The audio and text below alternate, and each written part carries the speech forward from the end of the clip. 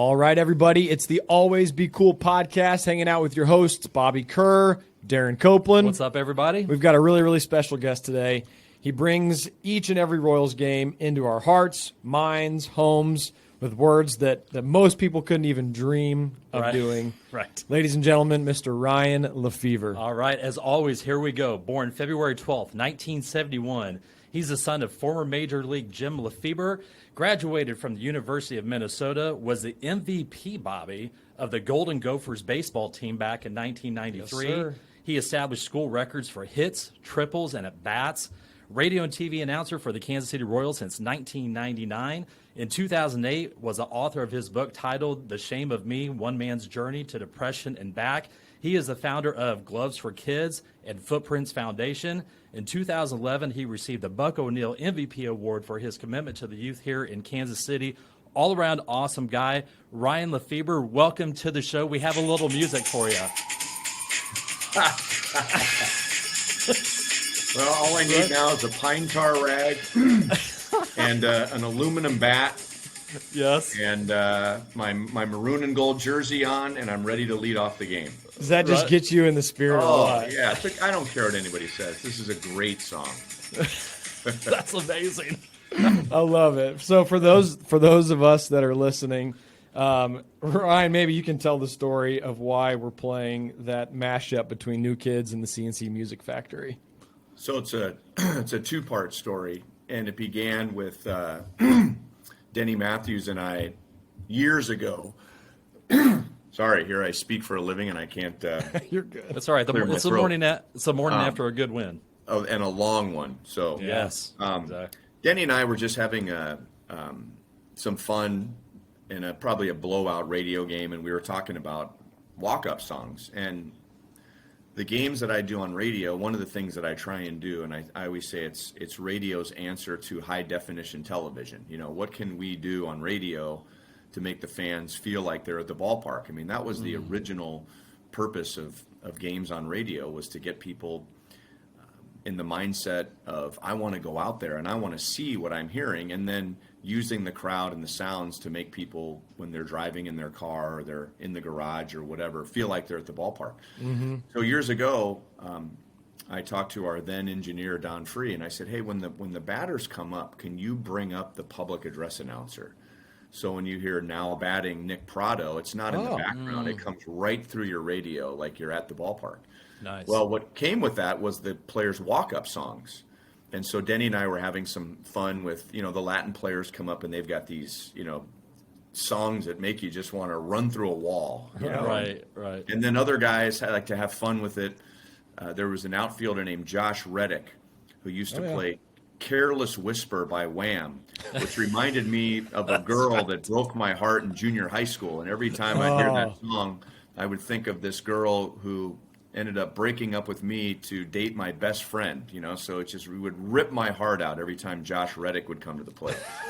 Right. So eventually the conversation turned toward what would be your walk-up song? And I said, well, I have one.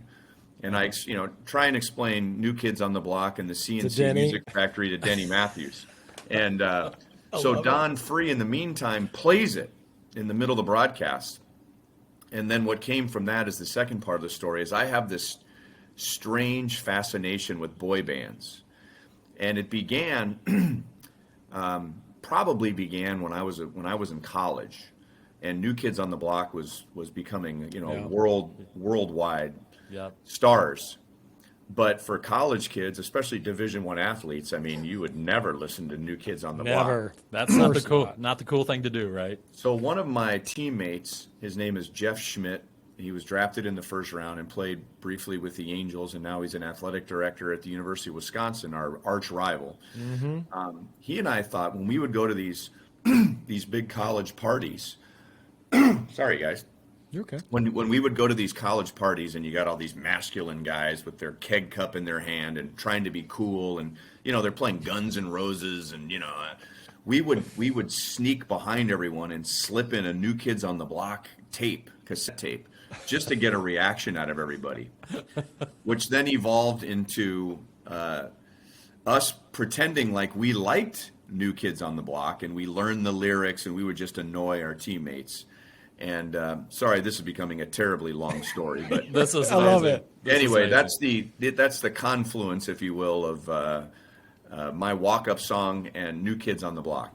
Love it. Right. Love it. Love it. You know, a lot of people, I don't think really realize, Ryan, but I mean, you were one heck of an athlete there as a Gopher at the University of Minnesota. yeah. I mean, what was it? Was it 91 and 93, all Big Ten? Is that correct? Mm-hmm. Yeah. I mean, like baller stuff. I mean, you were even drafted in the 27th round by the Cleveland Indians. So, I mean, you clearly know the game, and obviously, you know, growing up with your dad and that influence. But yeah, it was really fun as because Bobby and I like to joke, Ryan. We do more research now than what we did in high school and college for this type of stuff. Me too. Seriously, Right. you absolutely do, right? I mean, that's what I think most people don't understand when you're doing TV or radio or any type of public appearance like this. There's a large amount of research that you have to do before each game or each podcast or whatever it is. I mean, maybe you can speak a little bit to that so that people don't just assume that you're just shooting from the hip each night, right? Yeah, it's an interesting combination of preparation and then stories just sometimes just fall out of the sky, and you know we'll be in the game, and I will remember something that I would have never thought of if not for a situation in the game that reminded me of, remember when Joe Randa did this, or Carlos Beltran, or I remember when I was a kid and I was at Dodger Stadium and such happened. So some of it is just a memory that I'm not aware of until there it is. Yeah. But there is preparation before every game, and I was just having this conversation with my mom.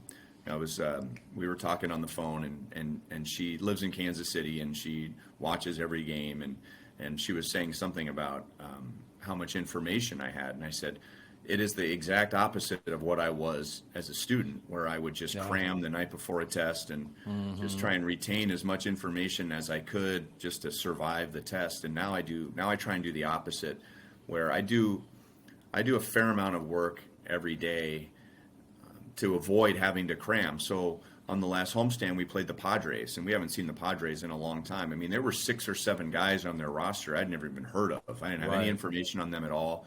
Right. So the weeks leading up to the Padres series, one by one, I'll read up on every player so that by the time the series arrives, I'm not frantically trying to figure out who everybody is. So I've learned as an adult what I wish I'd done as a kid in high school and college, of just doing a little bit of work every day, so I'm not cramming at the last minute.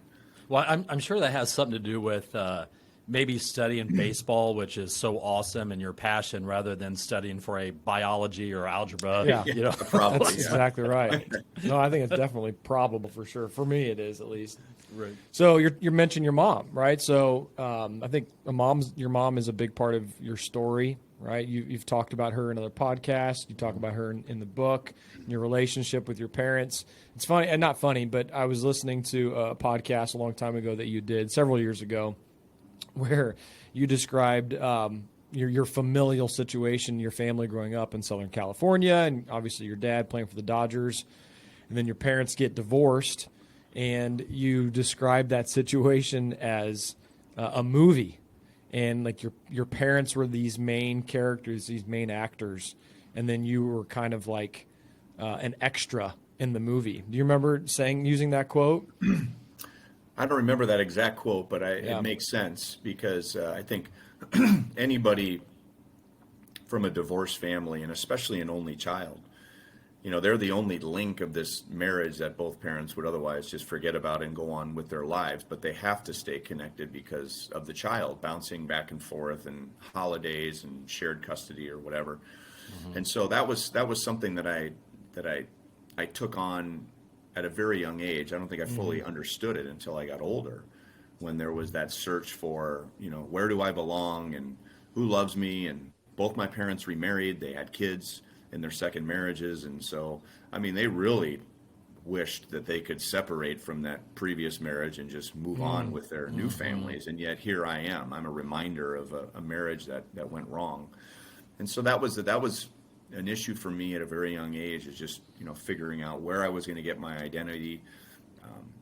I was a strange dynamic where I was an only child in a rather large extended family.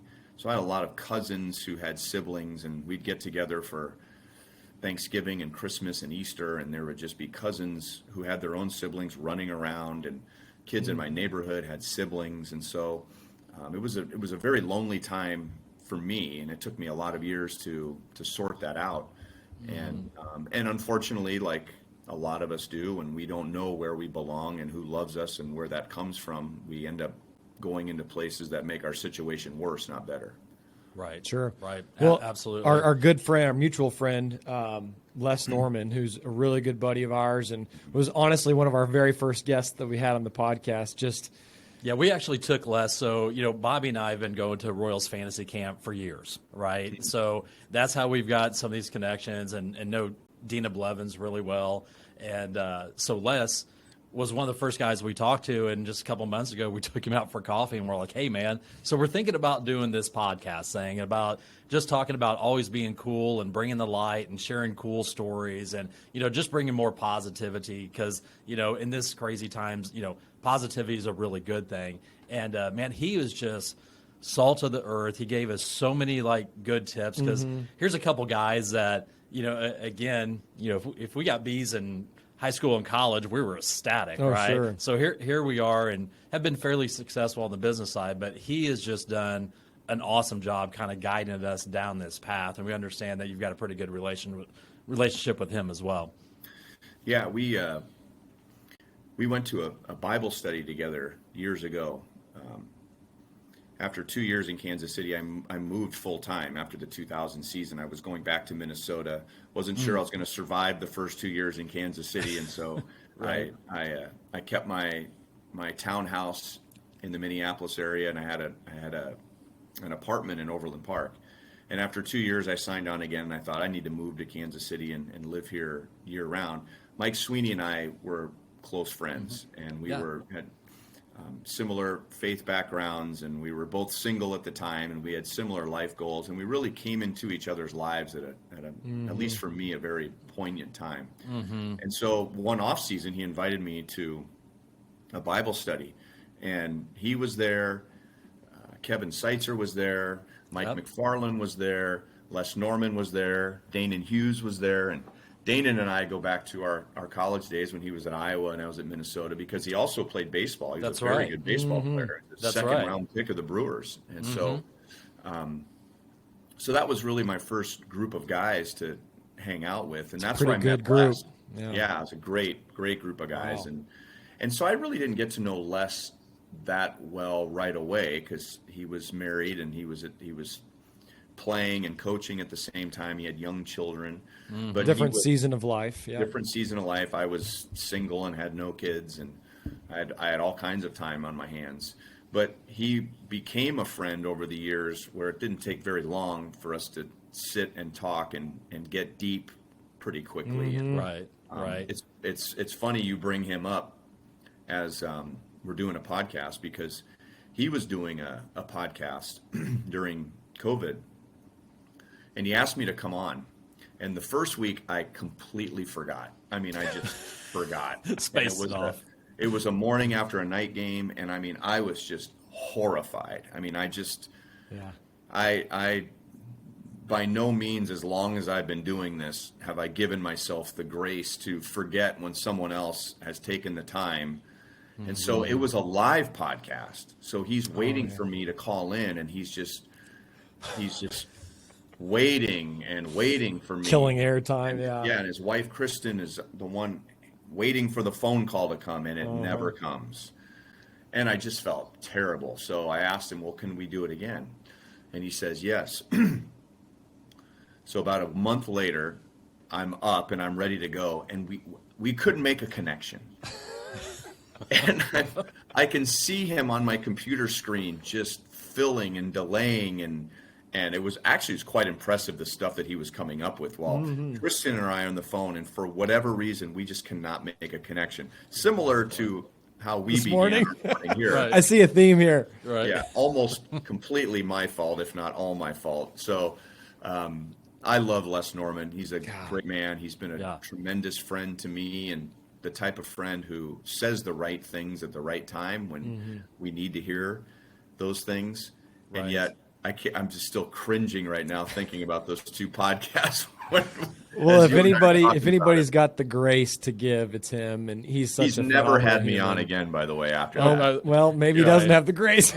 Two strikes and you're out with less Right. warning, Right. so. And just so you know, Ryan, like he's never mentioned that to us. No. Like, so he hasn't even shared that story. So Well, I brought him up. It's simmering and burning inside of him. I'm sure. Right. So I brought it up because you were talking about, carrying that burden when you were young, right? That situation with your family and how really you didn't know how to or didn't deal with it until you were older, which I think is a very, very common theme of kids that grew up in broken homes, especially when they divorce early. I was one of them. DC was one of them. Obviously you. But Les has a quote that has stuck with me since the day he said it here in the studio, and it's behind every face is a drama unfolding.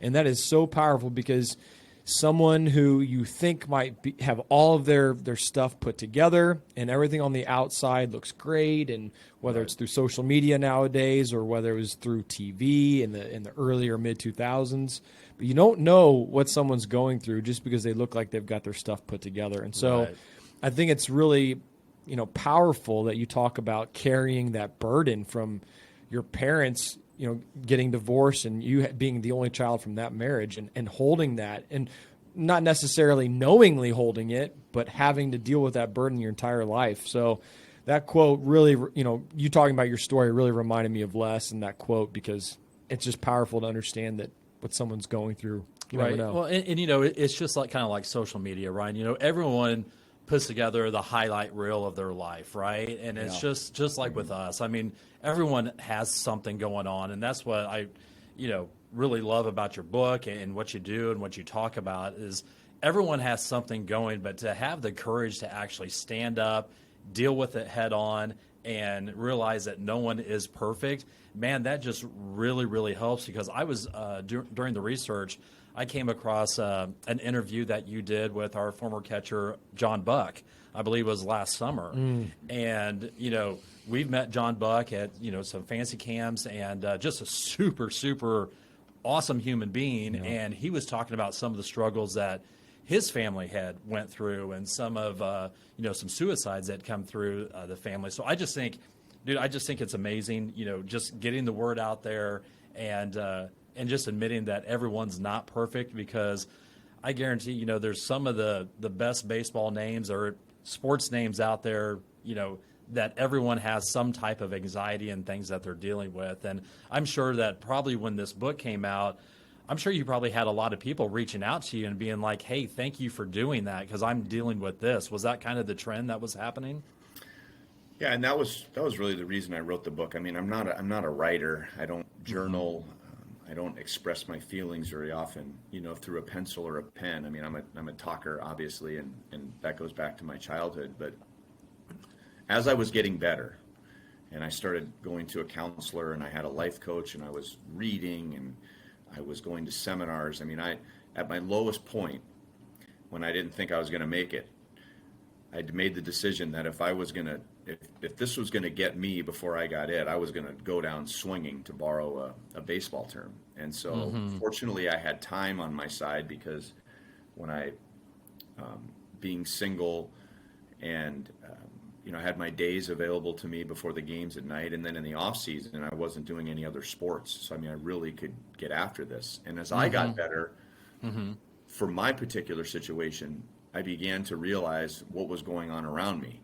And I could see that there were men who were struggling with pornography. They were struggling with alcohol or drugs, or they were a workaholic. They just could not turn the work switch off. Or sometimes they would just exercise like crazy, whatever. But it was some form of depression, some form of anxiety. And whether it was healthy, like working out, or perceived to be healthy, it was a form of therapy without actually doing therapy. And that's what I was doing in my life. I mean, I had a lot of those vices in my life, and I was finally getting to the root of the problem. Instead of dealing with the symptom and making the symptom feel good for an hour or a day or whatever, I needed to get to the root of the problem. And as I began to realize what my problem was, I could just see this going on all around me. Oh, that's why he behaves the way that he does. Oh, that's why he can't say no to this. That's why I've had this issue for years. And so what really got the ball rolling with my book is 2005 is when I hit rock bottom. And I shared with a few people what was going on, but I really kept it secret. I mean, I was embarrassed by it. There was shame that came with it. And I really felt like, guys, that nobody would care. I mean, who's going to feel sorry for me? I'm 34 years old. I live in a big house on Lake Winnebago. I'm a major league broadcaster. And I mean, where am I going to get sympathy? And it was embarrassing that I was feeling the way that I was, because I had checked off all of my career boxes before I turned 30 years old.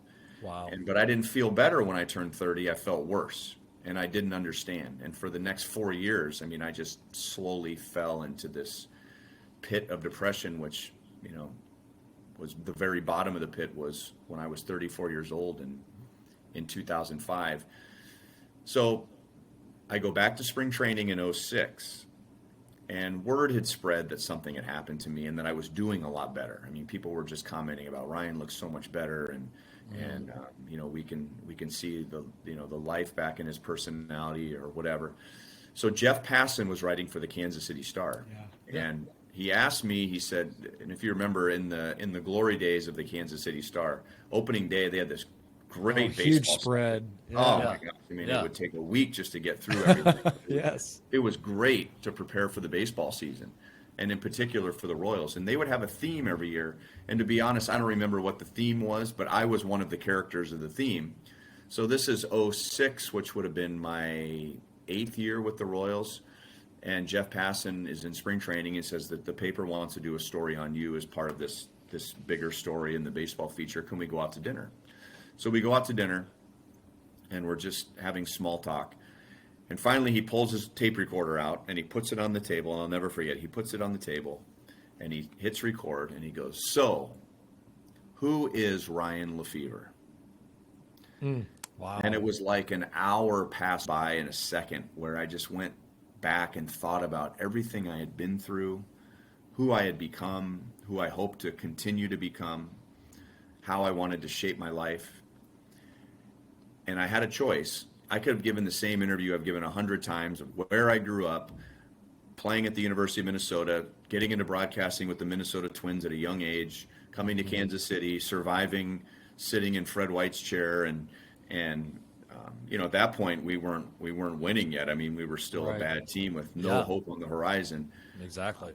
Dayton Moore hadn't even been hired yet that year. And I thought, I can give that interview again, and someone might find it interesting, or I can do something more meaningful here. And I just spilled my guts to him about everything I had gone through. Wow. And I see Jeff from time to time, and I've never asked him, did you know something was going on, or did you literally put the tape recorder out there with no expectation whatsoever? Right. Well, the response that I got was just overwhelming. And as fate would have it, that was the same spring that Zach Greinke walked away. That's right. And That's labeled it as depression and social anxiety disorder.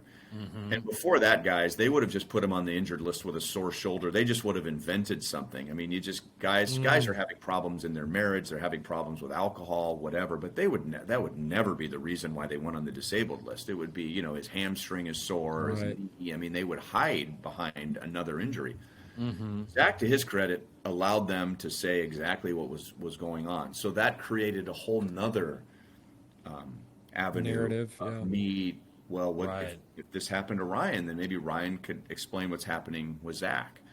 So the momentum just built over time, and then Jeffrey Flanagan approached me and asked me if I'd be willing to write a book about my experiences. Now, I say I'm not a writer, but as I was getting better, and I would call my mom on my drive home from a counselor or my life coach or I listened to something on the radio that just really triggered something, I would call my mom and say, Mom, I think I understand why fill in the blank.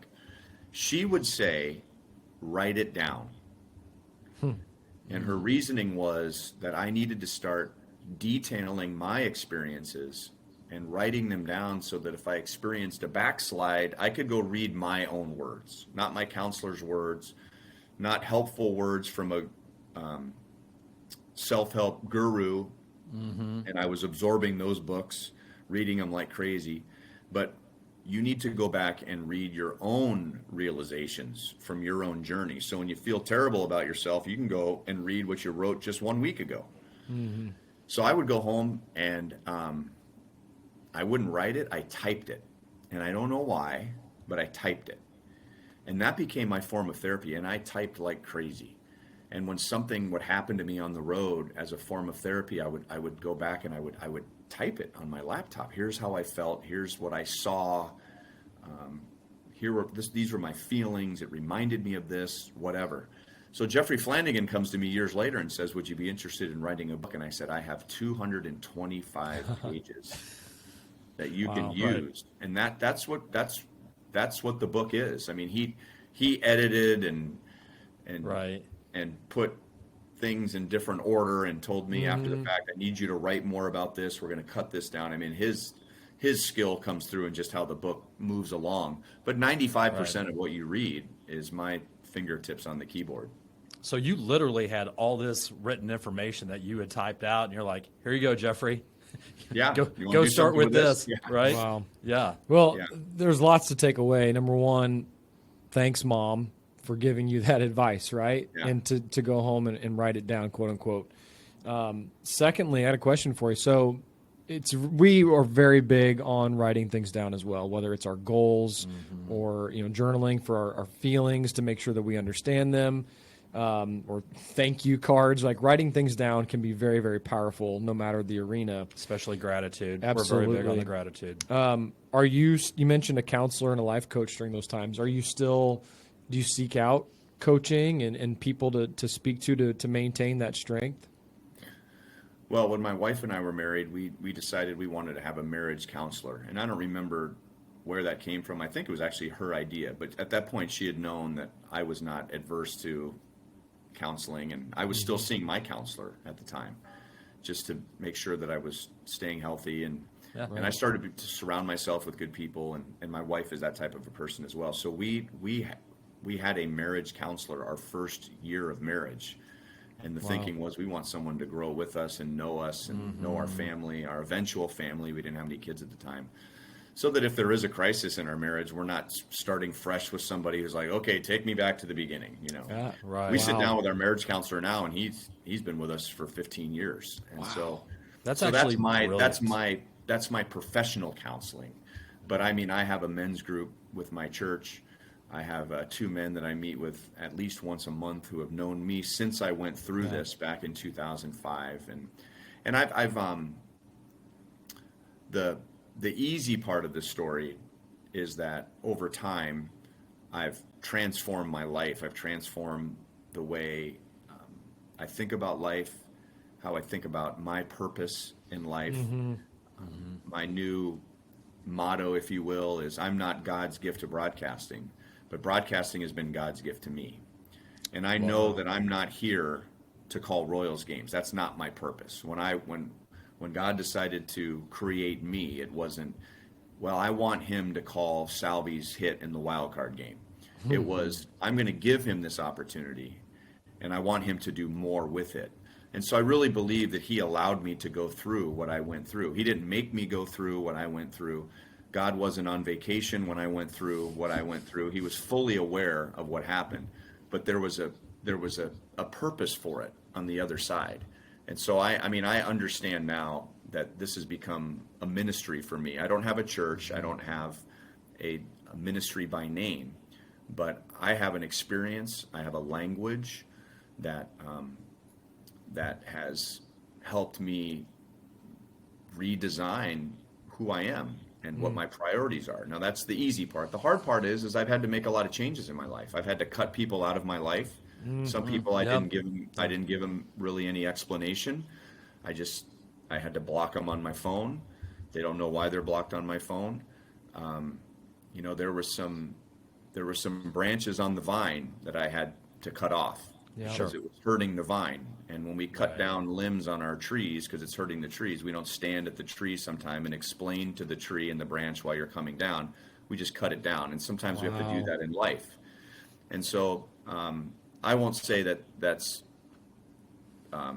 been easy. I mean, because I feel for it, but I have to protect myself. I have to guard my heart. I have to guard my wife. I have to guard my kids. Mm-hmm. There's music I don't allow myself to listen to that I've listened to my whole life because it reminds me of that party I went to in high school and the girl that I made out with that night when I was drunk and she was drunk, or the bad behavior in college, the songs that just remind me of my depression and my bad behavior.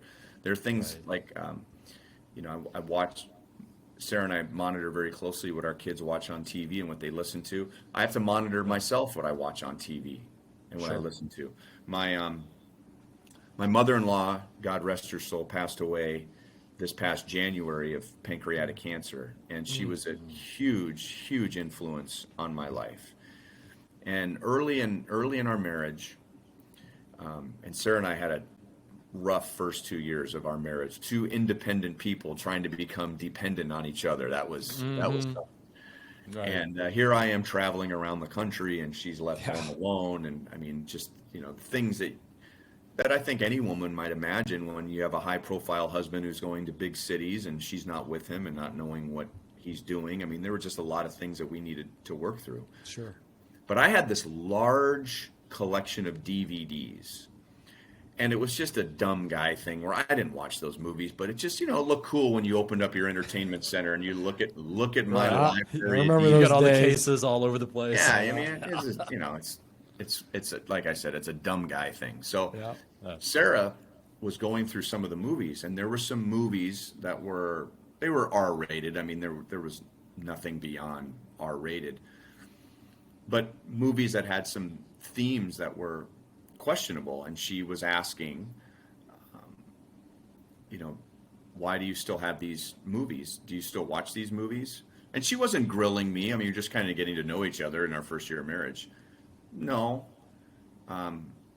When people come and stay with us, do you want them watching these movies? I'm like, well, I mean, if they want to, but I guess not. And when we start having kids, do you want them watching these movies? I'm realizing like, oh my gosh, no. And she's well, why do we have these in our home? And I didn't really understand where she was getting, but then she said something I'll never forget. She said, my mom has always said there is a spirit attached to everything. Wow. So everything we bring into our home is something we're bringing into our lives, and we're bringing into our kids' lives. And that was pretty deep for me at the time. I had a fulfilling faith, but now when I look back on it now, a lot of it was just surface faith. But I've never forgotten that. And so the extremely long answer to your short question is that the easy part about writing the book and making the changes in my life was helping other people, using my story to help other people, because I feel like that's why I'm here. The difficult part was I had to cut a lot of people and things out of my life, because I had to look at all of the things I had brought into my life and the consequences of that. I mean, I just listened to a sermon this morning at the hotel here in Chicago of a buddy of mine in Indiana, and he talked about your circle of friends. Your circle of friends a lot of time is going to determine what kind of choices you make in your life. Every time, all day. It hasn't always been easy. But I know that this is much closer to the life that I was created to have. Well, one of the several gold nuggets that you just dropped there on us, Ryan, but, realizing that God had a plan for you and he was never on vacation, but you had to go through some of that stuff. But we always say, hey, no matter what happens, look for the blessing. What was the blessing in that happened? But that blessing for you was God was with you through that whole path. You made it through. And now, like you said, that was a part of your path. And just think about, you're blessing so many people that you probably don't even realize, right? Absolutely. So the people that just come to you and thank you, that's just a very, very small microcosm of it, because I guarantee it's just like social media is like everyone is watching. So I guarantee, man, like you are helping so many people on that front. So kudos to you, because I was getting some chills on that, man. Oh, certainly. I think there's a lot of nuggets there. And if you don't mind, I mean, to unpack that a little bit, the quote that you said, I had to redesign my life. Yeah. And I think a lot of people just assume this is who I am. Or, I'm not going to change. Like I'm 40 years old, or I'm 50. I'm not going to change now. And I'm certainly not going to change for other people. And it's not about changing for other people. It's redesigning your life to make sure that you are the best version of yourself.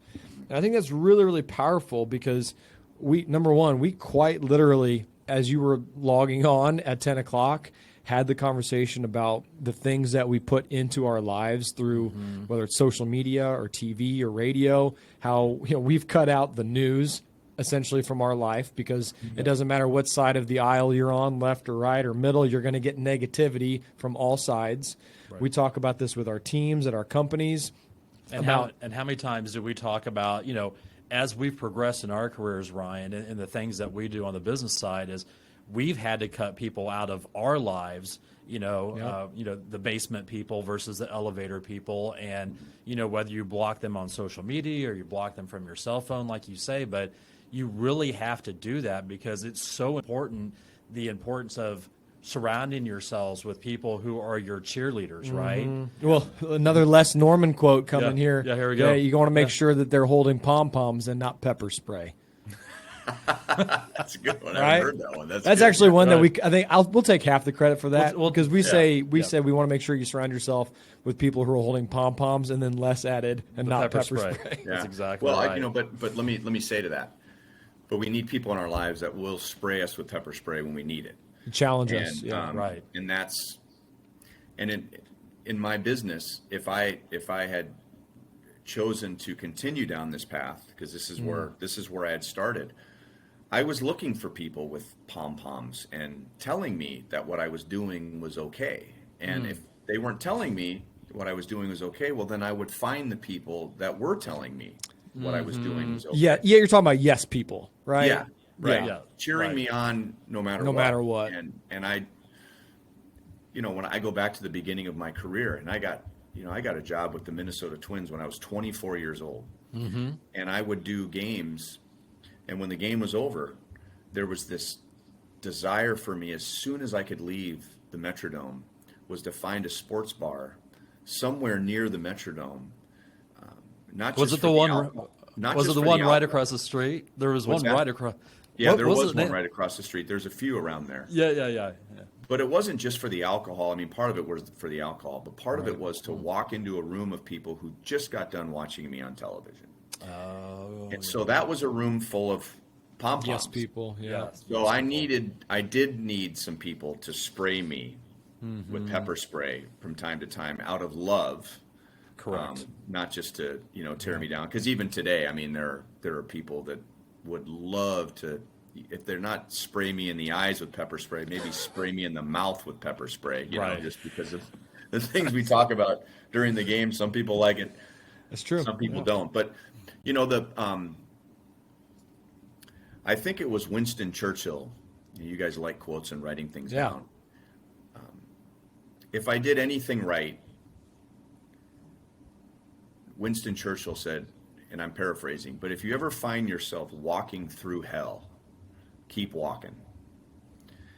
And I think today I see a lot of people who, first of all, don't even want to allow themselves to go through a personal hell.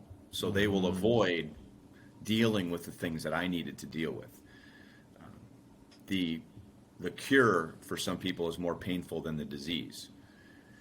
Then some people find themselves in the middle of their personal hell, and they turn around and they go back. And that's a natural response, and that was me forever. I find myself in this, and it's unfamiliar. The only thing is familiar is what's behind me, and I turn around and I go right back to where I started. And then some people obviously just freeze and are just stuck in their personal hell. So they sit down in their hell. They don't sit go down back. in it, They don't go forward. and they invite other people to be there. So if I did anything, it was, I kept walking, and I didn't know if I was going to make it. I can tell you guys, I don't know if I was going to make it. I was in Toronto at the end of the '05 season. It was our last 3 games. We lost 106 games that year. Wow. So I say I had depression at home and at the ballpark. It was everywhere. True. And but I was lying in bed, and I had started medication a month and a day prior to this night, because everyone said it's going to take about a month for this medication to get into your system and make you feel better. Well, it was a month and a day, and I wasn't feeling any better. And I really began to think about, I might not make it. And if I'm not going to make it, what's this going to look like? Do I just disappear? I don't want people to, I was ashamed of people really knowing what was going to happen to me. So remember that Royals broadcaster? Remember he just disappeared? No one ever figured out where he was. Do I do that? Do I put an end to my own life? And I had a high school teammate, Sean Fitzpatrick, who went to Cal Berkeley and came home one year and took his own life. And he wrote a letter to his family, and the only thing that came out of the letter that was revealed to us was that he just wanted to go be with God. There was a sense of faith in him, but he didn't have any hope that it was going to get any better for him. So he went to the next safest place in his mind that he could go. And I remember lying in bed that night in Toronto and thinking to myself, and maybe even in prayer asking, if I did what Fitzy did, would that be okay? Would you accept me? And the answer that I got was, I would, but give me a chance to do something with this. Wow. And I woke up the next day. I can't tell you I felt any better. In fact, I felt worse. Wow. And I barely got through that last game of the season, and we flew home from Toronto, and I was scared to death because now here's the off season. And as much as I dreaded going to the game every day in '05 because of my depression and fear that someone was going to know what was really going on in my life, at least I had something to do every day. Now what am I going to do? I'm alone in this big house, and everything in my house just reminded me of all the lies that I accepted as, well, this will make you happy. Well, this will make you happy. That'll make you happy. But I put my head down. I kept walking through hell with the thought of, if I allow God to do this in his way and not with his ending, not my ending, maybe I can make something of this. So the newspaper article, the book, the speaking engagements, visiting with you guys on a podcast and knowing that someone may hear this and that will help them begin the next chapter of their story. But I did have to redesign my life. This wasn't going to occur to me externally. This was something that was going to have to happen internally. I had to strip it down to the studs. I was going to have to strip it down to the studs. I was going to have to put my head down and continue to walk through this personal hell that I was going through. Wow. So that got to me. That's something. So what's in that off season, Ryan? What was it what was your daily plan? What was going to get you through that off season to start helping you get on the upward trend? I dove into everything I could, self-help. I dove in deeper into my faith. I started calling friends that I just really wanted to spend more time with. I started calling people that I needed to apologize to. Mostly girls from high school and college and after college, that relationships that ended ugly.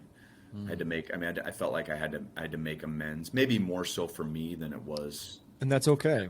Yeah. And just out of curiosity, Ryan, how did those phone calls go? Because I'm guessing that, let's say, a girl or two probably never thought that they would ever hear from you or hear an apology. What was their reaction when you reached out to them? Most of them were positive, and most of them were through email. Sure. I don't think some of them had been married, and so it didn't feel right to call them out of the blue. Hey, what's going on? Especially with me, who knows what the intention was on my part. So I felt like by way of email, I could really express my thoughts. But most of them, The power of words again. They weren't all positive, and I deserved some of it. And hopefully, I gave them a chance to tell me, how they felt about me and how the way our relationship ended hurt them. And so I had to take that on. I had to own that, and I was okay with that. I started going to seminars. I really decided to dive into this. The most powerful story I can tell you, though, is I was dating a girl at the time. Ironically, I was dating a girl during all this time and not really sharing with her what was going on. And we had been set up, and she was a high-profile person in Kansas City too, and we weren't a good fit for each other. But I think I'll speak for myself. The concept of her seemed appealing to me, and maybe the concept of me seemed appealing to her. But we weren't right for each other, and the timing definitely wasn't right because of everything that I was going through. I was very insecure and probably a nightmare boyfriend at the time because of that. And we were slowly separating from each other. And we were supposed to hand out Halloween candy at my house in 2005. And she thought of another reason that she couldn't make it. And it was just another whatever. And I went to bed that night and thought, one of us is going to have to end this thing. So I drove out to her house. And I remember just praying the whole way, saying, I am done doing this the way people who are living vicariously through me want me to do this. I'm done doing this the way my culture expects me to do this. Success and accumulation and notoriety. I've done it. It's happened to me at a very young age, and it's not working for me. Focus seminars of Kansas City I went through and helped train for years. Wayne McCamey used to talk about, he's the founder of it, would say, we look through lenses in our life most of the time about right and wrong. Who's right, who's wrong? I'm right, you're wrong. That's certainly the case in politics right now. We're right, they're wrong. But he challenged us, put on a different set of lens and look through life. Is this working or is this not working? Doesn't matter if I'm right and you're wrong. Is this working in our relationship or is this not working in our relationship? Do you want to be right or do you want to be happy? Exactly. That quote comes out of that exact same exercise. Yes. So when you hear Dr. Phil say, how's that working for you? The genesis of it is, that's great, but how's this working for you? Who cares if you're 100% right? When you look at your life, is this working for you? And so I'm driving out to this gal's house and thinking, this is not working for anymore. I'm ready for something new. I'm ready for a new life. I'm ready for the life that you have for me, the wife that you have for me. It was November 1st, 2005. So the day after supposed to hand out candy. Very next day. November 1st, 2005. I'm driving out there. And we have a conversation. It went well, and she was probably relieved, to be honest with you. And we were sitting in my car, and we got out of my car, and I got on the driver's side, she got the passenger side, and we met behind my car and just kind of gave each other a hug and goodbye and good luck and whatever. And I'm driving down the street. I remember looking in my rearview mirror and looking at her and saying, this isn't just about her. I'm driving away from a life that I thought was going to make me happy because I'd be making everyone else happy because they could do all the things they wish they could do if they were Ryan Lefebvre. And I'll never forget driving away and saying, I'm driving away from so much right now. That was November 1st. 10 years to the day after the worst season in Royals history, 106 losses in 2005, and breaking up with a girl and leaving a relationship behind. 10 years to the day, I am saying into a microphone, the Royals are World Series champions. I am married to my best friend with 4 kids. Married to my best friend with 4 kids, and we are World Series champions. 10 years to the day. And I don't think that is a coincidence. I don't And know. I'll share another one with you. I don't know how long we're going on time Hey, here. Ryan, that was going. amazing. Like Yeah. all of Well, Kansas City. this one's even better. All right, that's awesome. making me cry, I man. know. The worst day, the most humiliating day of my life was last day that I drank. It was January 25th, 1998. I had just finished my third year with the Minnesota Twins, getting ready for my fourth. And I was my coach at the University of Minnesota, John Anderson. I was his golden child because I came from Los Angeles, went to the University of Minnesota, broke a bunch of records, all Big Ten, played very briefly in the minor leagues, but I quit because I realized I was done playing. It was, I've grown up around it my whole life. I was ready to do something different. I was ready to start my own path and not do what Jim Lefebvre's son is supposed to do. So he would bring me out to speak to the team every year and say, here's all Ryan's accomplishments. But he found something else that interested him while he was at school here. He majored in it. He met people in the business. And now look at him. Look at his career. He's broadcasting. I'm in my 20s. He's broadcasting the Twins. I was doing University of Minnesota football, University of Minnesota hockey. And I'm 26 years old or whatever at the time. So he used me as an example. I used my education. I had a successful athletic career, but I had a plan B, and it was there, and I took advantage of it. And I would speak to that to these guys.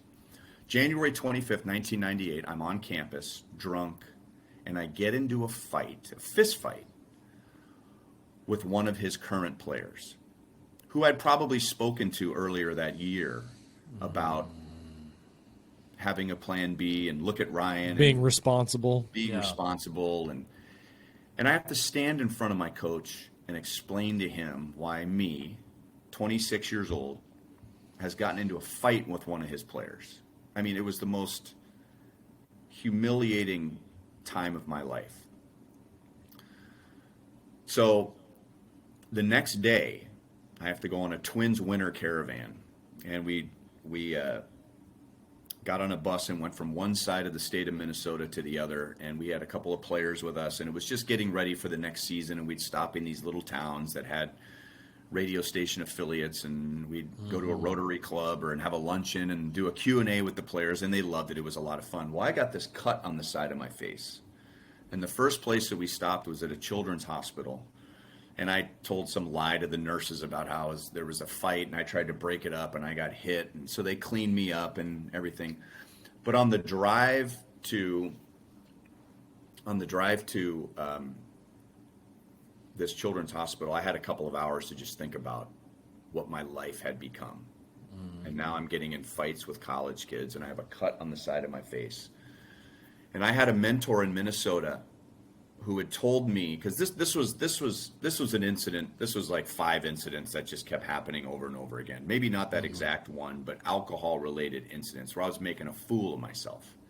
And my mentor in Minnesota at the time told me 2 things I'll never forget. Number one, as I'm trying to explain myself through it, he said, "Let me ask you a question.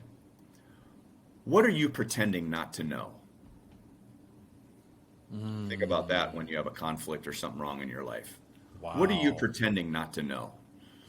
And as I'm trying to figure out what that meant, he says, "And let me tell you another thing." Here comes the pepper spray. "Let me tell you another thing. You need to know what people in this profession think about you. They see you as a young man with a lot of talent and very little character." Wow. So there's your pepper spray friend. Yeah, but So it's I'm coming glad from I'm someone on- who loves you, right? I'm on this bus going from one side of the state of Minnesota to the other, just thinking and praying, I want to be a man of character. And I don't know what that looks like, but that's what I want to be. Make me a man of character. Praying, show me what it means to be a man of character. So I have another year. So that was the last day I drank. So 24 years ago, January 25th, 1998. I do one more year at the Twins. I come to Kansas City. That's rough early on. Fred White gets fired, and I'm sitting in his chair. I'm doing radio. I start doing television. The depression comes. I start speaking about night depression. The book comes out. People start to slowly accept me in Kansas City. The team gets better. We win a World Series. I get to call the wild card game. I get to call the miracle 8th inning in Houston. I get to call the last out of the World Series in New York. I'm married. I have 4 kids. We're going to a great church. We have great friends. I mean, life has really turned out a lot better than I ever could have imagined. In November of 2017, I get a phone call, and I didn't answer it. I didn't recognize it. I get a phone call, and I listen to the voicemail. And a woman by the name of Rachel Segovia calls. It says, Ryan, my name's Rachel. I work for the city of Lee Summit. Every year, the mayor has a character breakfast at John Knox Pavilion. And we know that you are someone who feels very strongly about character and would be wondering if you would be our keynote speaker. And I heard this voicemail, I'm like, wow. Now, a lot of good things have happened to me in the meantime. I've had some tremendous speaking engagements to share my story. But I was just like, wow, the way they put it like that was really touching. So I call her up, and we're talking, and I said, I appreciate the compliment. When's the event? January 25th. So I get my phone, the same one, embarrassingly, the same one I have now. Nice. My iPhone 7, and I go, oh, January 25th. So I get on my phone. Let me see what I got going January 25th. And it's been on my phone forever. January 25th, last day of drinking. Wow. 20 years to the day that I prayed to be a man of character, not knowing what that meant. I get invited to be a keynote speaker at a mayor's character breakfast. That's not by accident, brother. Now, I'll be honest with you. I had forgotten about that prayer. I hadn't forgotten about that night. I mean, when I look at that date on my phone, I remember what happened that night and how I felt.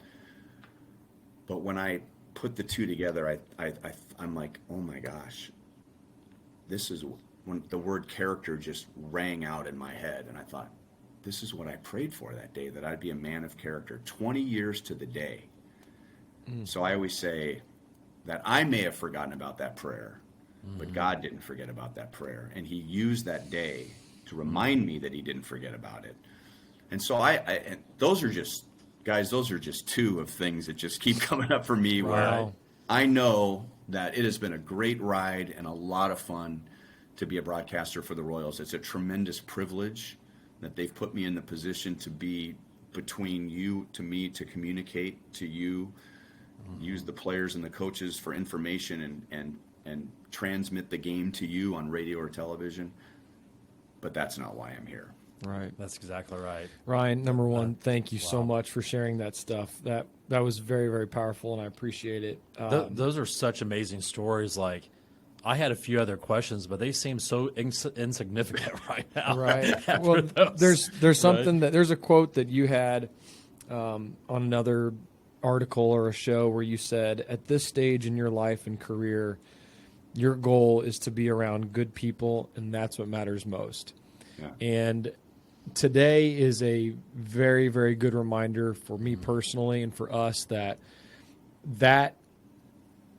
is so very powerful. And today you've made an impact on me. You've made my life better by sharing your story. And everyone that's going to be listening to the show, I guarantee you that you've made their life better by some type of motivation. There have been guests on this show that are very close personal friends. There are guests that we've never met, but they've added anecdotes that literally redesign part of my life by one line that they say or a piece of advice that they give. And I just want you to know that there are things today that are going to allow me to redesign or reevaluate. So thank you. Yes. It's always an opportunity to be with someone like yourself that just reinforces that importance of surrounding yourself with those people who are going to continue to lift you up.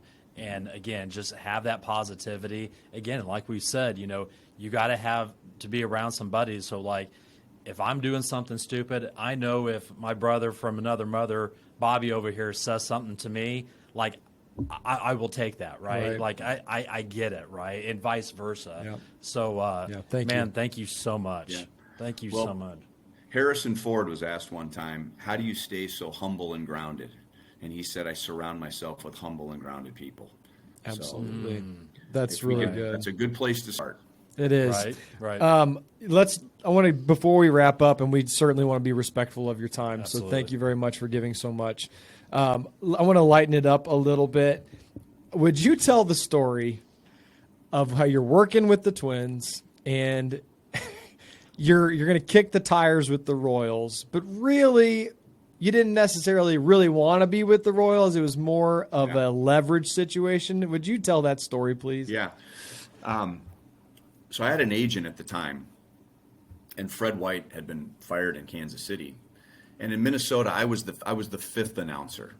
So I would fill in on radio and TV as the other guys would take time off. And at that time, our Denny Matthews, the late Herb Carneal, was only doing home games. So I was doing a lot of games on radio on the road, and then I'd fill in on TV. So I was the utility player.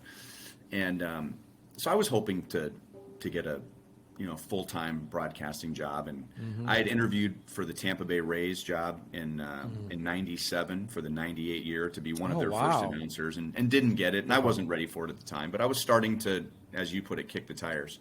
So my agent calls and said, "There's a radio opening in Kansas City. Would you be interested?" And I said, "Absolutely not." Kansas City? What? No, it wasn't that. It wasn't that. I loved Kansas. You have to understand, I was broadcasting in the Metrodome. Yeah. Can you imagine true. what it was like going to Kansas City twice a year with the fountains and being outdoors? I mean, I Right. loved Kansas City. Great point. But my thinking was, I was like, I'm not going to be the fool that goes in there after Fred White was fired. I mean, there's a saying in our. I mean, I had enough trouble in Minnesota filling in for Herb Carneal when he wasn't doing the road games because he'd been there for 40 years. I mean, people didn't care that I went to the University of Minnesota and was a baseball player and did Twins games on TV and stuff. They wanted to hear Herb Carneal, So now I'm going to go to Kansas City where I have no connections and interview for Fred White's job. I told her, you're crazy. At the same time, though, I was scheming for my big raise. I had been doing radio for the Twins for 3 years, 4 years on television, 3 years on radio. And it was time for me to go get a big raise. And I laugh at it now because it wasn't that big of a raise. But for me, it was like, this was a big ask. And I talked to 10 different announcers in the league. And I said, I don't want to know what you're making, and I won't tell you what I'm making. But if you were my agent, what's the minimum I should make per game on radio? 9 of the 10 gave me the exact same figure. So here's my big meeting with the radio station. And I worked for the radio station. Right. I worked for, really, it was CBS. CBS owned the radio, TV, and cable station. So I was an employee of CBS.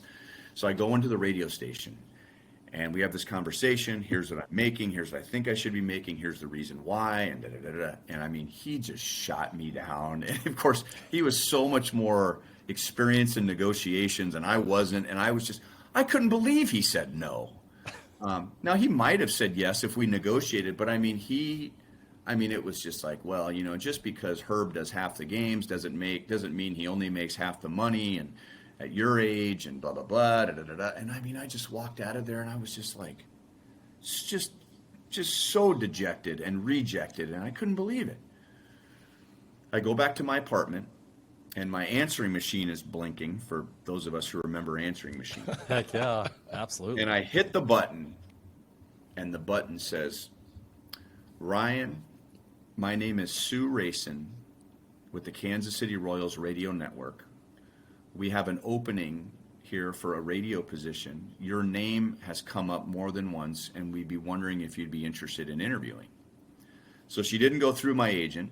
She didn't know that I had said no. They just called me directly and asked. And I called her back. I said, absolutely, I'd be interested in your radio position for leverage only. Right. Yeah. So they fly me from Minneapolis to Kansas City first class. This is a 1-hour flight. You really can't take advantage of first class in an hour. But I was still like, hey, all right. Impressed. Yeah. I had told some friends of mine at the newspaper that I was interviewing.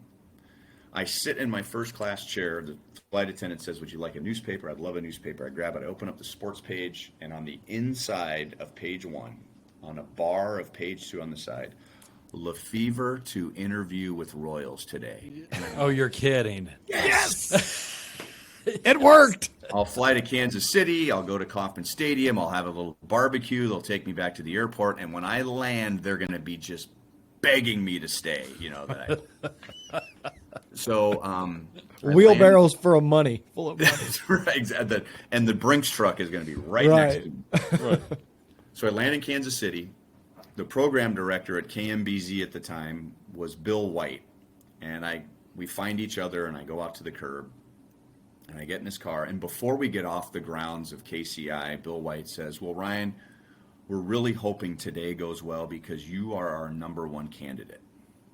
Oh, wow. That had to make you feel good. Yeah, I was like, wow, really? I mean, I Wow. thought, after having gone through the Tampa Bay situation, I knew I was like one of 5, maybe 10 or something like that. So I was looking forward to the interview just to see how I would do, but you know what my motive was.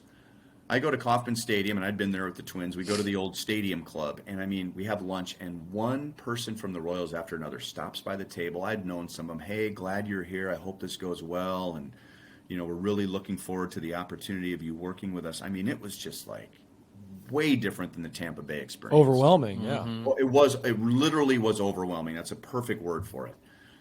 So I go back to the airport, and as you know, there's a lot of time to think between, driving to the airport in Kansas City. And I fly back to Minneapolis, and the whole flight, I just kept thinking, you know what? I left my comfort zone when I left Los Angeles to go to the University of Minnesota. And that's another story for another time. Totally unexpected that I would end up there, but I did. And this was my first year of sobriety. And I thought, you know what? Maybe I need to get out of that comfort zone and try something new. And they offered me the job, and I called the Twins and I told them I was taking the job. I didn't say, they're offering me a job, what do you want to counter it? I just decided if I'm going to take this job, I'm going to take this job. The leverage went out the window. Went out the window. It just felt dirty because the Twins gave me a chance when I was 24 years old, and now I'm going to go to them, and I'm either going to take this job or I'm not going to take this job. And it was a big raise, and so, and I was, when I made the decision, I was at my grandparents' house in Wisconsin. It was 2 days before Christmas. It was December 23rd, 1998. And I hung up the phone with the Twins, and I was just immediately like, what have I just done? And so I go on with Don Fortune on KMBZ. Yeah. And they introduced me as the new Royals announcer. I hung up the phone again like, what have I just done? So I tell my grandparents, and this long story will come to an end, but I tell my grandparents, let's go out to dinner. I had a new job. I'll take you out to dinner. In Little Rochester, Wisconsin, we got in the car and drove to this restaurant called the Coral Reef. And we walk into the restaurant, and the mirrors on the marquee, and they use neon marker to tell you what the specials are. Yeah, absolutely. And I'd been to Coral Reef 100 times with my grandparents, and we walk in there. I open the door, and we walk in, and the special that night was the Kansas City Strip. Get out! Oh, get out of town! And I had this feeling. Here I'm in Rochester, Wisconsin, and I just had this feeling of peace. That maybe I did the right thing because that was the first thing that I saw when I walked in the restaurant. That's an amazing story. That's awesome. That's an amazing story. Hey, so we again, we want to be respectful of your time, but we have something that we want to run past you because you're a former baseball player, and I know you probably don't remember this, but I was actually in the booth with you years and years ago promoting Royals Fantasy Camp. So Dina had asked me to do so years ago. I did the top of the third with Steve Fiziak and Rex Hudler. And then at the bottom of the third, I came and did radio with you and Denny Matthews, just talking about the experience of fantasy camp and trying to recruit these old guys to go down to Surprise Arizona play for a week. I'm just throwing it out there, Ryan, but apparently there's a couple openings that came up for the next fantasy camp. And you probably could pull some strings if you want to come out and hang out with a bunch of old guys and come down to fantasy camp with us for a week. I love that idea. I'm just throwing it out there. Well, the baseball season is 6 months long. If you add in spring training, it's 7 months long. I'm gone for half the time. during the baseball season. So if you two are willing to pay for my divorce attorney, I'll see you at fantasy camp. You know what? So there's a quote that I've heard you say is that, and this wraps it up perfectly on what DC just requested, which I didn't know he was going to say that.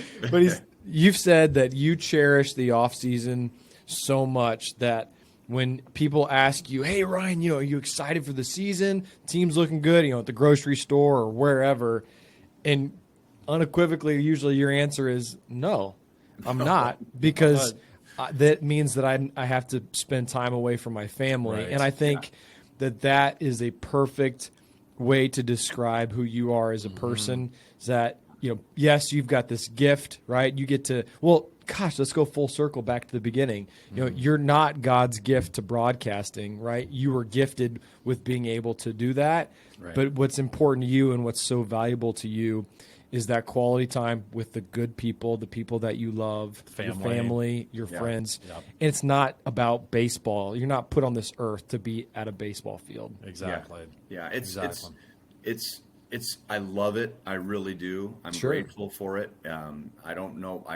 Even after 28 years, 24 with the Royals, I don't know why me, but it's my job. But it's here in the place where it should be, but it's also a very small part of who I am as a person. And I miss my friends during the summer. I miss my kids. I miss my wife during the summer. And so it's time that I have with them. I get to be a father. I get to take them to school. I get to pick them up from school. I get to do homework with them. I get to take them to football practice and hockey practice, and we get to do more things with our friends. I get to take my wife out on dates. Right. I mean, so the comparison between baseball and a marathon has been made 100 times, but think about it this way. If somebody runs marathons, do they love running marathons? Of course they do. Or you wouldn't put yourself through that 26 and point whatever miles, right? I mean, it's 26.2 miles. I mean, it is a grinding, not someone who does it just for once as a bucket list item, but someone who runs marathons. They do it because they love it.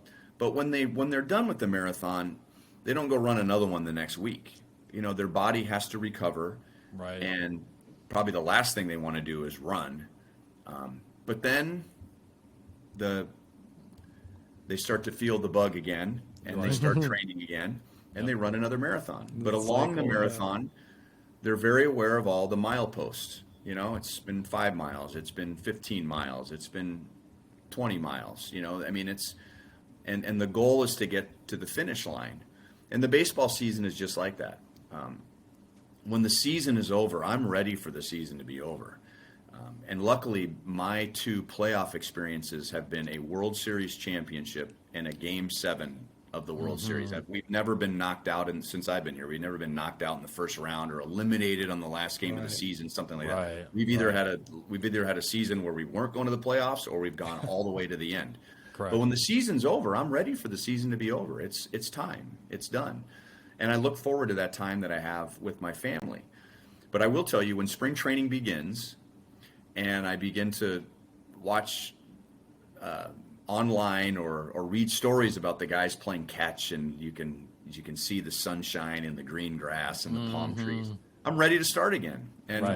And it's it's a bittersweet feeling when I get on the plane and I fly to Surprise, because it's going to be hard for our family to go through it again. But when we land and I see that first palm tree in Phoenix and I take that drive to Surprise, I feel like I'm home again, and I'm excited. I'm excited for the upcoming season. So it's an important part of my life, and I'm grateful for it. I really see it as a privilege to have this role in our city, but it also has its proper place.